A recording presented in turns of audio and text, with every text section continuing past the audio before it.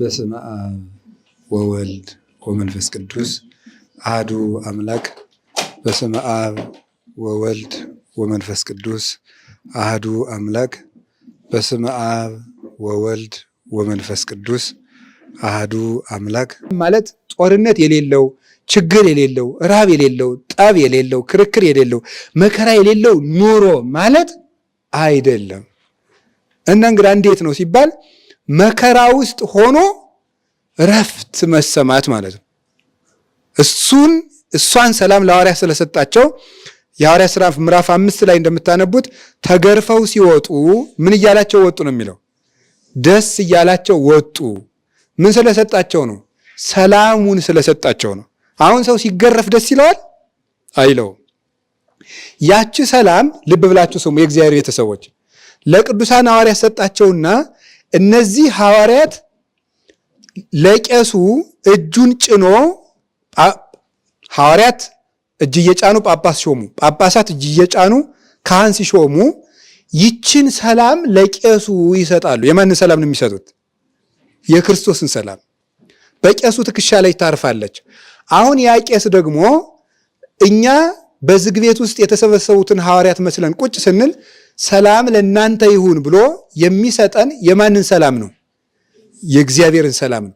ያ የእግዚአብሔር ሰላም ምን ሲያደርግ ኖረ መሰላችሁ? ጻድቃንን በገዳም ሰማዕታትን በደም ያጸናቸው ይሄ ሰላም ነው። እነ ቅዱስ ጊዮርጊስ እየተገረፉ መንኮራኩር እየቀርቦላቸው ስጋዬን ነው ልታሰቃየ የምትችለው ሌላ ምን ልታደርግ ትችላለህ እንዲሉ የሚያደርጋቸው ይቺ ሰላም ናት። እነ ቅዱስ መርቆሬዎስን ያጸናቻቸው ይቺ ሰላም ናት። እነ ቅዱስ አትናቴዎስን በዚያ ሁሉ ስደት ማለ ያጸናቻቸው ይቺ ሰላም ናት። ሌሎችንም አባቶቻችን እነ ቅዱስ ዮሐንስ አፈወርቅ፣ እነ ቅዱስ አትናቴዎስን፣ እነ ቅዱስ ባስልዮስን፣ እነ ቅዱስ ጎርጎሪዎስን በተሰደዱበት ጊዜ በነገስታት በተገፉበት ጊዜ ልባቸው እንዳይደነግጥ በየሜዳው ምንድነው ቅዱስ ዮሐንስ አፈወርቅ የተናገረው ነገር አለ። ስለ ቅዱስ አግናጤዎስ በተናገረበት ድርሳኑ ሲናገር የተጋድለው ሜዳ ብዙ ነው፣ የምንቀበለው አክሊል ግን አንድ ነው ብሎ ነበረ። በጣም ብዙ መከራ ይቀበላሉ። አንዱ ለውሻ ይጣላል፣ አንዱ ለአንበሳ ይጣላል፣ አንዱ በእሳት ይጠበሳል፣ አንዱ በእንጨት ይሰቀላል፣ አንዱ በመንኮራኩር ይፈጫል። አክሊላቸው ግን አንድ ነው፣ እሱም ክርስቶስ ነው። በዚያ ሁሉ ጸዋትወ መከራ ጸንተው እንዲኖሩ ያደርጋቸው ፈሪነትን አውጥቶ የጣለላቸው የክርስቶስ ሰላም ነው። አሁን እኛ አንድ ነገር ኮሽ ባለ ቁጥር የምንፈራ ለምንድን ነው በሉኝ?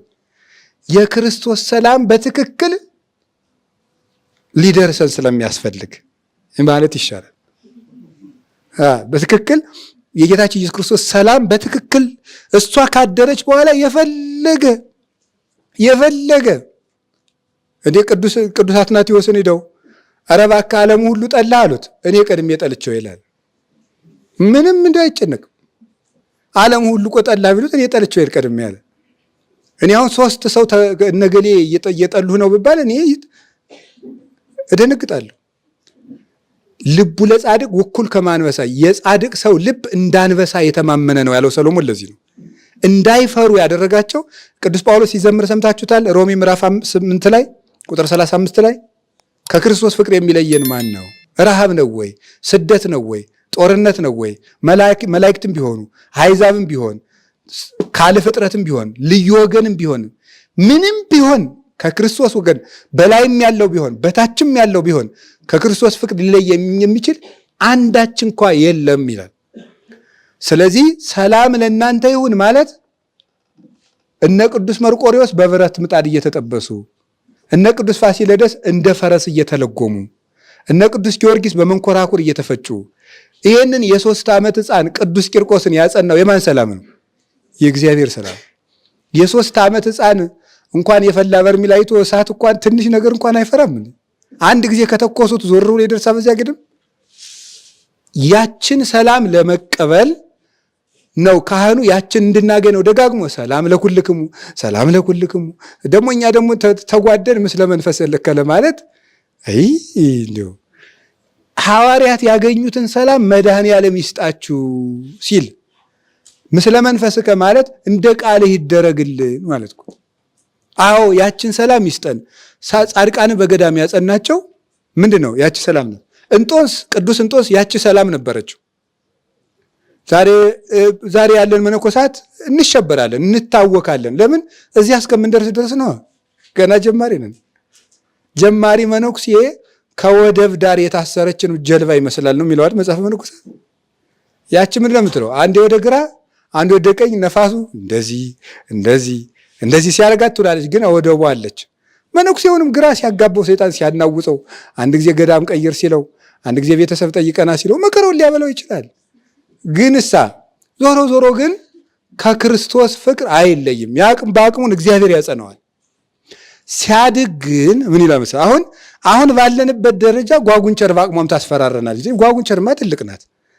እቺ አጋግራ ነው ምንድን ነው የምትባለው? አጋራ ነው እቺ እንደዚህ የምትፎክረው እንደዚህ የምትለው ማለት ነው። እሷ ራሱ ብትመጣ አሁን እንደነግጣለን። ቅዱስ እንጦንስሳ አንድ ቀን እባቱ ቁጭ እንዳለ ምንድን ነው የሚለው? አጋንንት ምን መስሎ? አንበሳ፣ ከዛስ ነምር፣ ጅብ፣ ዘንዶ፣ ጊንጥ፣ የአውሬ ዘር በሙሉ እባብ፣ ያ ሁሉ ይጮሃል። ደግሞ አንበሳው ሲያገሳ፣ እባቡ ሲያፏጭ አስባችሁታል? ያ ሁሉ ሲል ምን ቢላቸው ጥሩ ነው? እሱ ይሄ የሚያሳየው አቅም እንደሌላችሁ ነው። አቅም ቢኖራችሁ ኑሮ ለአንድ ሰው እንደዚህ ብዙ ናችሁ አትመጡም ነበረ። ስለዚህ ማስረጃው ይሄ ብዛታችሁ ራሱ አቅመ ቢስ መሆናችሁን ነው የሚያሳይ ብሎ ተሳልቆባቸው፣ ግን ምንድን ያላቸው? ነገር ግን ጌታዬ ኢየሱስ ክርስቶስ ይዋጋችሁ እንጂ እኔ ጉልበት የለኝም ሲላቸው ሁሉ ብን ብለው ጠፉ ይላል። ይችን ሰላም ቅዱስ እንጦንስ አግኝቷት ነበረ። ለባለትዳሮች ሰላም ነበራቸው፣ እያጡ የሚኖርበት እየተቸገሩ የሚኖርበት።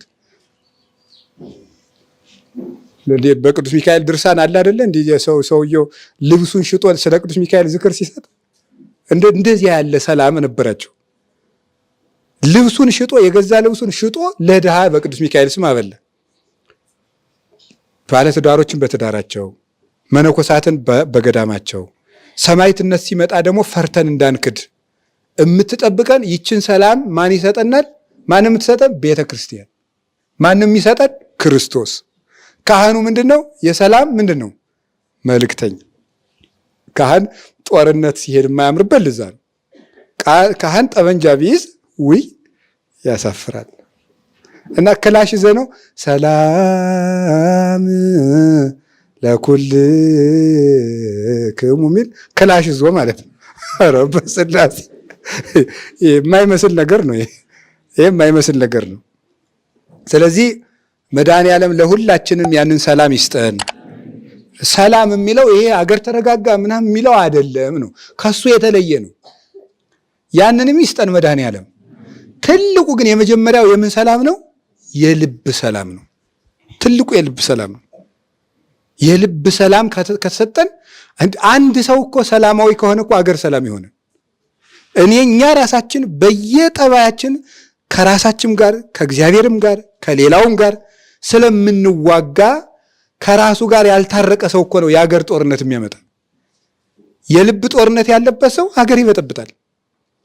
ሰላም እንዲሰጠን እግዚአብሔር ይህንን ሰላም ስጠኝ። የማይታወክ በናፍቆት የማይታወቅ አንድ አባቱ ናፍቆት አባዬ ፍቅርህ እኮ ባይታዊ ነው።